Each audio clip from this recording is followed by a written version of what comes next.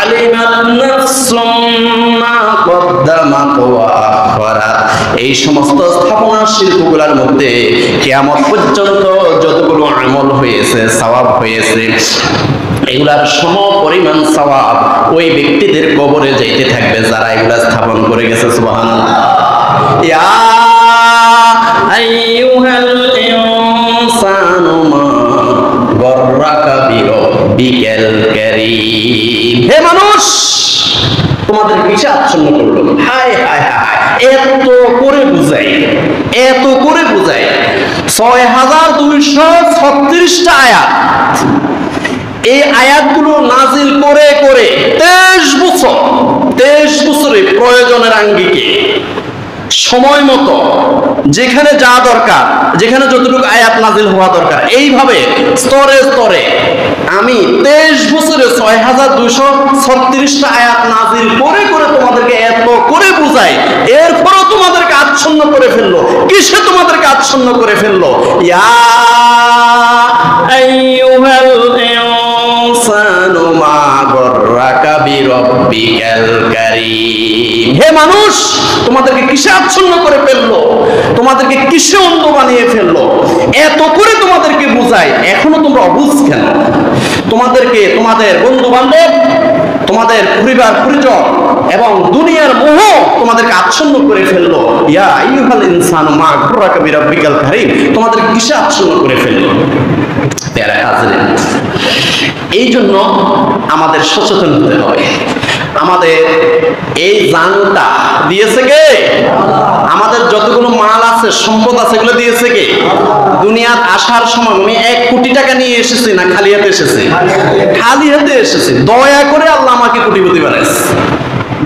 আমার মতো আমি যে এই বছর জন্মগ্রহণ করেছি, ওই বছরে কত লক্ষ মানুষ জন্মগ্রহণ করেছে, একই দিনে জন্মগ্রহণ করেছে, অথচ তারা কেউ ফকির, কেউ রিকশাওয়ালা, কেউ দিনমজুর। কিন্তু আমাকে আল্লাহ পাক দয়া করে, সেও খালি হাতে আসছে, একটা দিনমজুর, আমি যেদিন জন্মগ্রহণ করেছি, আর আমিও খালি হাতে দুনিয়াতে এসেছি, আমাকে আল্লাহ পাক দয়া করে কোটিপতি বানাইছে। সুবহানাল্লাহ বলেন। অতএব এর জানটাও আল্লাহ, আর আমার যতগুলো মাল আছে, সম্পদ আছে, এই সমস্ত সম্পদগুলা কে দিয়েছে? এগুলা খরচ করতে হবে আল্লাহর রাস্তায়। এগুলো খরচ করতে হবে কার রাস্তায়? আল্লাহর রাস্তায় খরচ করতে হবে। এই জন্য সূরা ইয়াসিনের 12 নম্বর আয়াত আল্লাহ পাক রব্বুল আলামিন বলেন, ইন্না নাহনু নুহয়িল মাউতা ওয়া নাকতুবু মা কদ্দামু ওয়া আসারহুম ওয়া কুল্লা শাইইন আহসাইনাহু ফি ইমামিন মুবিন। আল্লাহ রাব্বুল আলামিন বলতেছেন, ইন্না নাহনু নুহয়িল মাউতা, নিশ্চয়ই আমি আল্লাহ সুবহানাহু ওয়া তাআলা হাশরের ময়দানে প্রত্যেকটি জীবকে, প্রত্যেকটি প্রাণীকে আমি আল্লাহ সুবহানাহু ওয়া তাআলা জীবিত করব। সুবহানাল্লাহ। ওয়া নাকতুবু মা কদ্দামু ওয়া আসারহুম, আর আমি আল্লাহ রাব্বুল আলামিন তাদের সমস্ত আমলগুলো লিপিবদ্ধ করে রাখি। ওয়া আসারহুম, এবং তারা যতগুলো স্থাপনা শিল্প তৈরি করেছে, এগুলোর মধ্যে কি সওয়াব হয়েছে না পাপ হয়েছে, আমি আল্লাহ সেগুলো লিপিবদ্ধ করে রাখি। ওয়া আসারহুম, আসার মানে একটু আগে আমি যে বলেছিলাম যে আপনি কি দুনিয়ার মধ্যে মসজিদ, মাদ্রাসা, এতিমখানা, ফুল, কালভার্ট, রাস্তা, পাবলিক টয়লেট, টিউবওয়েল বসাইছেন কিনা? ভালো জনকল্যাণ অথবা দ্বীনের কল্যাণে কোনো কাজ করেছেন কিনা? কোরআনের বাগান, হাদিসের বাগান সৃষ্টি করেছেন কিনা? নামাজের কারখানা, দুরুদের কারখানা, নবীকে সালামের কারখানা তৈরি করেছেন কিনা? নাকি আপনি সিনেমা তৈরি করেছেন? নাকি আপনি দুনিয়ার মধ্যে কোনো পতিতালয় সৃষ্টি করেছেন, তাসের আড্ডাখানা তৈরি করেছেন, যেখানে পাপ হয়, গুনাহ হয়, এই ধরনের ক্লাব স্থাপন করেছেন কিনা? ওয়া আসারহুম, এই ধরনের আসার সমূহের মধ্যে পাপ হয়েছে না সওয়াব হয়েছে, এই সমস্ত কিছু আমি লিপিবদ্ধ করে, অনাক্তুবু, আমি লিখি রাখি। অনাক্তু মা কদ্দামু ওয়া আসারহুম, মৃত্যুর আগে তারা কি কি স্থাপনা শিল্প দুনিয়ার মধ্যে তৈরি করে রেখে গেছে, এগুলোর মধ্যে যা হয়েছে, সওয়াব হয়েছে অথবা গুনাহ হয়েছে, এগুলো আমি লিপিবদ্ধ করে রাখি। আহসাইনাহু ফি ইমামিন মুবিন, আমি স্পষ্ট কিতাবের মধ্যে সেগুলো লিপিবদ্ধ করে রাখি। এই জন্য দুনিয়ার মধ্যে আমরা এমন কিছু স্থাপন করে যেতে চাই, এমন কোনো দ্বীনের মার্কাজ, যেখানে নামাজ হবে, যেখানে জিকির হবে, নবীর শানে দুরূদ হবে, নবীকে সালাম দেওয়া হবে, যেখানে আল্লাহর কোরআন পাঠ করা হবে, যেখানে কোরআনের তাফসীর করা হবে, এমন মার্কাজ যদি আমরা স্থাপন করে যেতে পারি তাহলে আমাদের জীবন ধন্য। যেমন এই মসজিদটা আমরা যারা অনেক কষ্টে ঘাম ধরা পরিশ্রমের টাকা, 1 টাকা থেকে লক্ষ টাকা দিয়ে আমরা এই মসজিদের যারা সহযোগিতা করে কবরে যাচ্ছি, এই মসজিদটা কিয়ামত পর্যন্ত যদি স্থাপিত থাকে, কিয়ামত পর্যন্ত যত নামাজ হবে, যত দুরূদ হবে, যত নবীকে সালাম দেওয়া হবে, যত জিকির করা হবে, যত ইতিকাফ করা হবে, যত কোরআন তেলাওয়াত করা হবে, যত কোরআনের তাফসীর করা হবে, যত হাদিসের আলোচনা করা হবে, সম পরিমাণ সব ওদের কবরে যাবে যারা 1 টাকা থেকে লক্ষ টাকা পর্যন্ত দান করে এই মসজিদটা স্থাপন করে কবরে গেছে। সুবহানাল্লাহ, নারে তাকবীর, নারে রিসালাত। তো এই জন্য আসলে আমাদের এগিয়ে আসতে হবে। সময় কম, সময় একদম কম। উম্মতে মুহাম্মাদের সবচেয়ে মূল্যবান সম্পদ হলো, সবচেয়ে মূল্যবান ভ্যালুয়েবল অ্যাসেট হলো সময়। কারণ মাত্র 60 থেকে 70 বছর বয়স, আর বনি ইসরাইলের উম্মতরা পাইতো হাজার হাজার, 2000 3000 বছর পর্যন্ত তারা হায়াত পাইতো। আমাদের সময় একদম কম। এর সংকীর্ণ সময়ে এই হীন হায়াতে আমাদের অতি দ্রুত কাজ করতে হবে।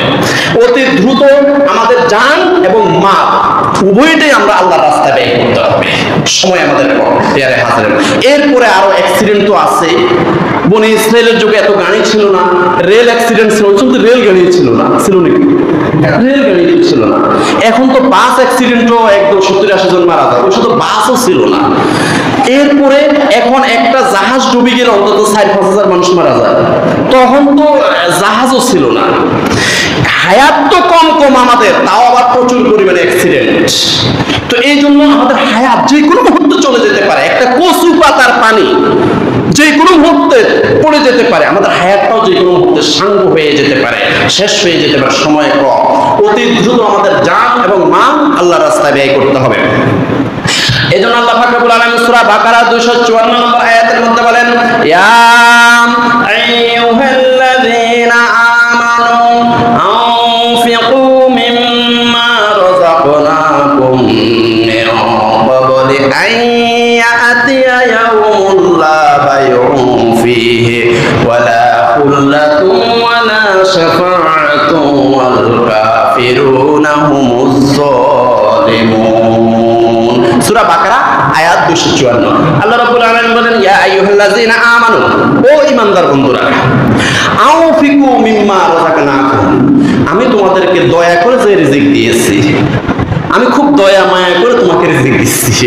তোমার মতো তোমার বন্ধু বান্ধব, স্বাস্থ্য ভাই, জ্যাঠতো ভাই, খালাতো ভাই, পাড়াপতি কত আছে দেখে রিকশা চালায়, দিন মজুর। তোমার বয়সী কত মানুষ তোমার দরজায় এসে কি করতেছে? ফেতরার জন্য, যাকাতের জন্য দাঁড়িয়ে আছে।